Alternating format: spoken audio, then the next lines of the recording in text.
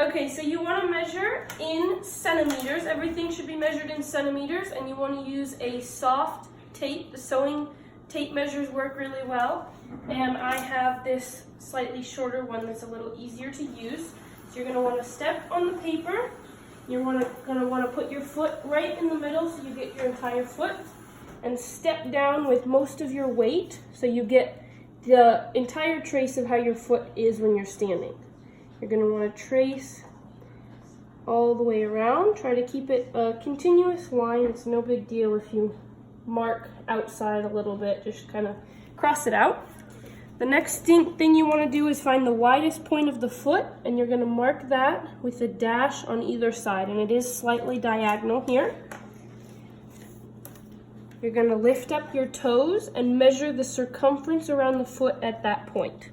The most effective way to get it right every time is to put your finger underneath and then find that point, so 24 centimeters.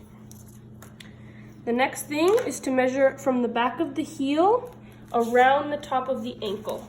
So you don't quite want to step on it, it wants to be right underneath there.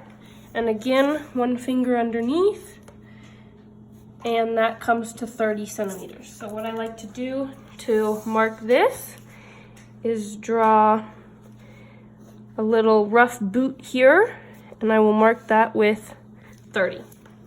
Next, you're going to turn around, and we're going to measure the circumference around the leg, starting at 10 centimeters and going every 5 centimeters until we get to the point where the boot should be. For this part, it's the most effective if you can keep your knees just a little bit bent so that you have the right circumference for the calf and the right height. To mark this on your paper, you're going to go every 5 centimeters starting at 10. So I just like to mark this before I get started so I don't get lost while I'm measuring, and I'll just do a little rough graph type thing here. And then knees slightly bent starting at 10 centimeters. Again, one finger underneath. The tape measure gets you the most accurate measurement, and the factory is going to make your boots to the exact measurements that they have on the sheet. So however you like your boots to fit is how you should want the tape measure to feel as you're measuring these. They do sink quite a bit as you're breaking them in the height, so I like to add 2 or 3 centimeters in the height just to make sure that they end up tall enough by the time that they're broken in.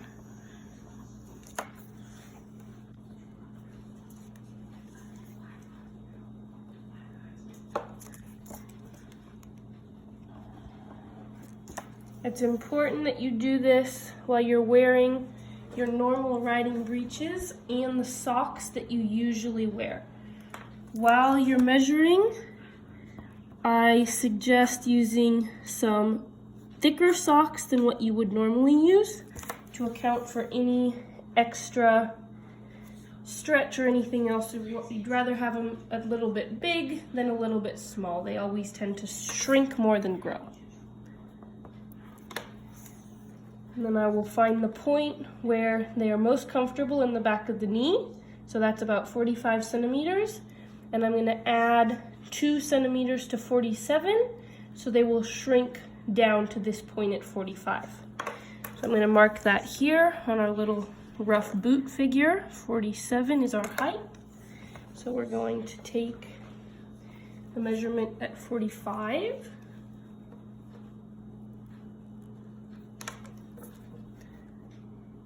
And at 47.